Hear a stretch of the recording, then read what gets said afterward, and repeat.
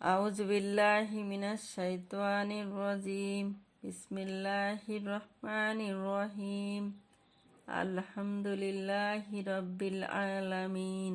আসসালাতু আসসালামু আলা আশরাফিল আম্বিয়া ওয়া মুরসালিন। সম্মানিত দর্শক শ্রোতা, আসসালামু আলাইকুম ওয়া রাহমাতুল্লাহ।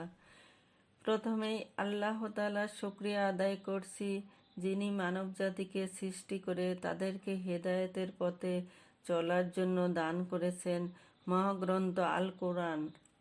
দুরুদ ও সালাম রাসূলুল্লাহ সাল্লাল্লাহু আলাইহি সাল্লামের প্রতি, যিনি আমাদেরকে হেদায়েতের পথ দেখিয়েছেন এবং হেদায়েতের পথে চলার জন্য আমাদেরকে দিয়ে গেছেন আল কোরআন ও তার সুন্নাহ অর্থাৎ হাদিস।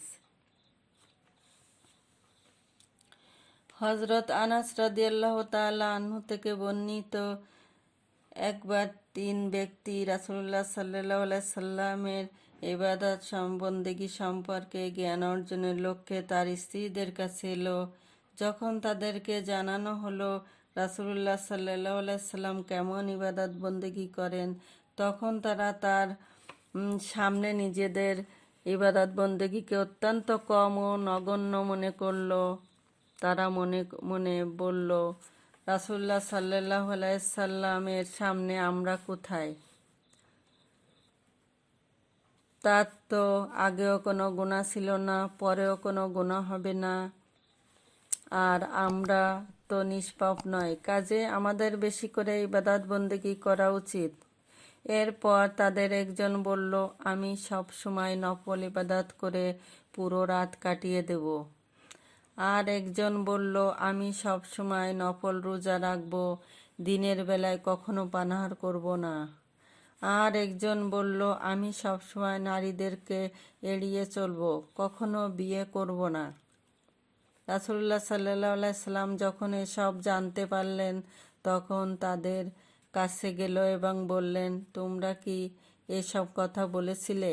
তারপর তিনি বললেন, শোনো, আমি আল্লাহকে তোমাদের চেয়ে বেশি ভয় করি এবং তার অবাধ্যতা বেশি এড়িয়ে চলি, অথচ আমি কখনো নফল রোজা রাখি, আবার কখনো রাখি না। রাত্রে আমি কখনো নফল পড়ি, আবার কখনো ঘুমাই। আর আমি বিয়েও করেছি, কাজে আমার রীতিনীতি অনুসরণ করতেই তোমাদের কল্যাণ নিহিত। যে ব্যক্তি আমার রীতিনীতি গুরুত্ব দেয় না ও উপেক্ষা করে, তার সাথে আমার কোনো সম্পর্ক নেই। হাদিসটি বর্ণনা করেছেন ইমাম মুসলিম।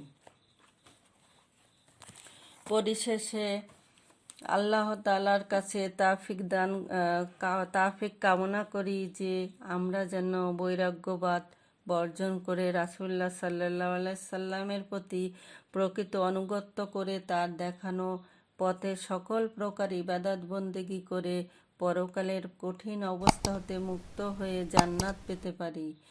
আমিন আমিন সুম্মা আমিন।